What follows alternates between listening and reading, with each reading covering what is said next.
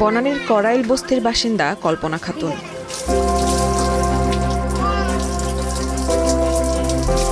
সকাল সকালেই তোড়জোড় দ্রুত কাজে যাওয়ার। 6 সন্তানের মধ্যে ছোট মেয়েটাকে সাথে নিয়েই যেতে হয় কাজে, কারণ মা ছাড়া তাকে দেখার কেউ নেই। স্বামী 4 বছর আগে মারা গেলেও সন্তানদের মুখের দিকে তাকিয়ে নতুন সংসারে জড়াননি কল্পনা খাতুন। মায়ের যে বাসা ছিয়া যাবো আমার ভয় লাগে, আমি মায়ের নিয়ে কাজ করি। অনেক মানুষের পছন্দ করে না, তারপরও আমি নিয়ে যাই। কষ্ট হইলেও আমার পোলাহানি না মানুষ করে নেবো, বাপের কথা রাখতে হবে।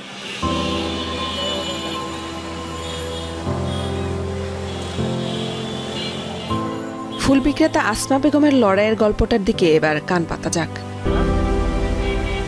স্বামী একাধিক বিয়ে এবং নেশায় আসক্ত থাকায় সংসার ভেঙেছে অনেক আগে।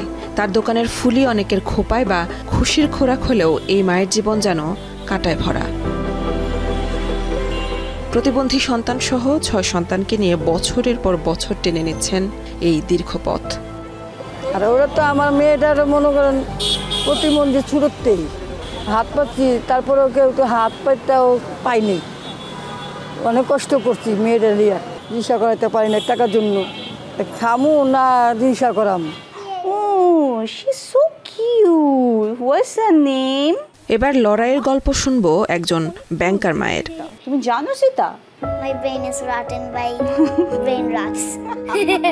ঘরের দেয়াল জুড়ে মা মেয়ের গল্প। মা সামিয়া একজন ব্যাংকার, তাই অফিস শেষে যতটা পারা যায় মেয়ে ইয়াশরার সঙ্গে থাকা। Oh, that's a nice name. Hi, Nike. 5 বছর আগে স্বামীর সাথে ডিভোর্সের পর থেকে মেয়েকে বড় করতে নিজের লড়াই চালিয়ে যাচ্ছেন সামিয়া। আমার তো তোমার হেয়ারগুলো অনেক পছন্দ, হেয়ারগুলো আমাকে দিয়ে দাও। এই লড়াই সিঙ্গেল মায়ের জন্য কি আরো বেশি? প্রশ্ন ছিল তার কাছে। I love you so much. I love you. যখন একটা মেয়ে মা হয়ে যায় তখন তার ভেতরে না একটা অন্য রকমের মানে পাওয়ার কাজ করে।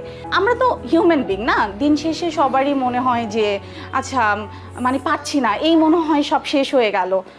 যখন এটা মনে হয় তখন আমি আসলে যখন আমার বাচ্চাকে দেখি, আমার বাচ্চা যখন আমাকে মাম্মা বলে এসে আমাকে একটা হাগ দেয়, হ্যাঁ তখন আমার মনে হয় যে না মানে ওগুলো তো কিছু না, আসলে আমার বাচ্চার একটা স্মাইলই আমার কাছে সব।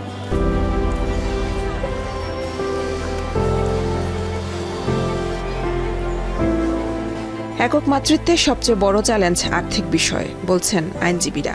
পরিবারের অসহযোগিতা এবং অর্থনৈতিক সংকটে অনেক সময় আইনি লড়াই এড়িয়ে যায় অনেক মা। অনেকাংশে দেখা যায় যে যদি কেউ কারো অধিকার বঞ্চিত হয়, অনেক সময় সে সামাজিক লাজ লজ্জার ভয়ে নিজের এক ধরনের আত্মসম্মান বোধের জায়গা থেকেও আদালতের দ্বারস্থ হয় না। একজন মা আইনের অবস্থার দিক দিয়ে ভীষণ শক্ত। এখানে শুধু প্রয়োজন প্রয়োগ এবং তার জানা এবং সেটা প্রয়োগ করার মতো সাহস। একক মাতৃত্বের কারণে পারিবারিক ও সামাজিকভাবে বিচ্ছিন্ন হয়ে যাওয়া মানসিক স্বাস্থ্যের উপর নেতিবাচক প্রভাব ফেলে। তবে অর্থনৈতিক স্থিতিশীলতা, সামাজিক স্বীকৃতি, মানসিক দৃঢ়তা এবং পরিবারের সহায়তা একজন সিঙ্গেল মাদারকে এগিয়ে যেতে সাহায্য করে বলে মত বিশেষজ্ঞদের। মানসিক চাপ দেওয়াটা সিঙ্গেল মাদারের যাপিত জীবনকে বারবার বাধাগ্রস্ত করা, নানান রকমের কুকথা আমরা বলি না, সেসব বলে বলে মাটাকে পিছিয়ে দেওয়া, এগুলো থেকে সমাজ যতদিন না বের হবে, এই সমাজ আসলে সিঙ্গেল মাদের জন্য সঠিক একটা সুন্দর জীবন দিতে পারবে না।